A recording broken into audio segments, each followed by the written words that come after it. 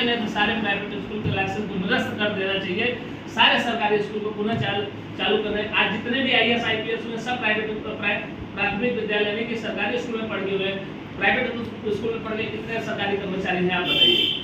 देखा जाए तो हिंदूवादी संगठन तमाम बनते हैं और ये आज से नहीं, जब जिस समय राम मंदिर का मुद्दा उठा था, जब राम मंदिर बना नहीं था, तमाम जो हिंदूवादी संगठन है उठे, लेकिन धीरे धीरे चलकर आगे कहीं गायब हो गए। क्या इसके पीछे कोई सरकार की षड्यंत्र चल रहा है या इसके पीछे क्या उद्देश्य? हाँ, इसके पीछे षड्यंत्र है, पूरा षड्यंत्र है। इसलिए षड्यंत्र है कि अगर हिंदूवादी संगठन को लोग दबा नहीं देंगे, खत्म नहीं कर देंगे, आगे सत्ता में आने के लिए इनका रास्ता साफ कैसे होगा। इसलिए जो डर गए वो बेचारे तो पीछे हो जा रहे हैं। किसी पीछे ईडी की इंक्वायरी बैठा दी रही है, CBI की इंक्वायरी बैठा दिया जा रहा है, या कोई खुलकर बोलेगा तो उसका एनकाउंटर कर दिया जा रहा है। तो जो संगठन चला रहे हैं छोटे छोटे संगठन, इसलिए आप इनका समर्थन करने के लिए इनके पीछे आके नारा लगाने लगे, इसलिए भाई बचे हुए हैं। वो हो गया कि हम बीजेपी हैं, भला पार्टी के समर्थन है। हिंदुत्व का समर्थन करने वालों को हमेशा दबाया गया है। हमारी पार्टी, हमारे कार्यकर्ता कभी दबेंगे नहीं, क्योंकि हम जनता के लिए कार्य करें। जनता जिस दिन हमारी बातों को समझ लेगी, हमारे शब्दों को समझ लेगी, वो जागृत हो जाएगी, सनातन को सपोर्ट करने लगेगी। उस दिन सारे जातिवाद और धर्मवाद मिलकर सिर्फ एक वाद हो जाएगा, सनातन धर्म।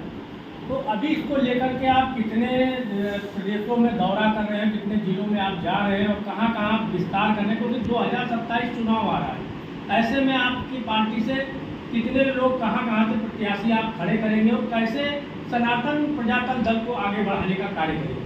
हम जो है उत्तर प्रदेश में करीब हर जिलों में जा रहे हैं। हमारे जो हर जिलों में कार्यकर्ता हैं, बिजनौर हो गया, मुरादाबाद हो गया, मेरठ हो गया, बागपत हो गया, आगरा हो गया, मैनपुरी, एटा, बदायूं, प्रयागराज, वाराणसी, मिर्जापुर, भदोही, इन सारे जिलों में करीब जो है कार्यकर्ता तैयार है और हम हर जगह से कैंडिडेट उतारने की तैयारी में। हम लोग का टारगेट पूरा है, 403 सीट पर कैंडिडेट उतारेंगे चुनाव लड़ने के लिए। और प्रदेश की बात कर रहे हैं तो अभी तक जो है बिहार, उत्तराखंड, बंगाल, गुजरात, अहमदाबाद, चेन्नई, कर्नाटक, उड़ीसा, इन तमाम राज्यों में हम जा चुके हैं। महाराष्ट्र, अभी पुनः हम लोगों का दौरा 1 हफ्ते के बाद है, जो दिल्ली, हरियाणा, पंजाब, उत्तराखंड, यहाँ से होने के बाद हम लोग सीधे निकलेंगे गुजरात से फिर हैदराबाद निकलेंगे। वहाँ हम अपने पार्टी के प्रदेश अध्यक्ष नियुक्त करने जा रहे हैं। वहाँ पे कार्यकर्ता ऑलरेडी काम कर रहे हैं, बिना संगठन में अभी पद लिए। डेली वहाँ से फोन आ रहा है, इसलिए हम अपने संगठन का विस्तार करेंगे, पूर्ण रूप से पूरे भारत में विस्तार करेंगे। हमें पूरे भारत में हर जगह हिंदुत्व को बढ़ाना है, सनातन को बढ़ाना है, सनातन धर्म को बढ़ाना है, तभी हम लोग सुरक्षित है, नहीं सुरक्षित नहीं रह पाएंगे। पहली मांग क्या होगी आपकी? जो हिंदुत्व की सरकार बनाने आप की बात कर रहे हैं, तो जो हिंदुत्व के मुद्दे हैं वो काफ़ी मुद्दे हैं, एक मुद्दा नहीं है, कई मुद्दे हैं।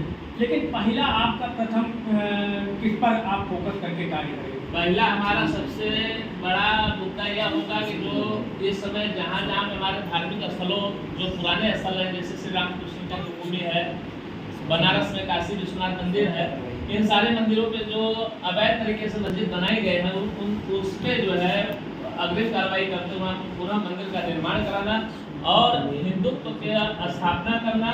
और दूसरी चीज किसानों से लेकर, दूसरा मुद्दा किसानों से लेकर है, किसानों को आगे बढ़ाने के लिए उनको जहाँ से ज़्यादा हो सकता है उनको प्रोत्साहन देना, उनको राशि प्रदान करना और लोन के रूप में जो उनको लोन दिया जाए।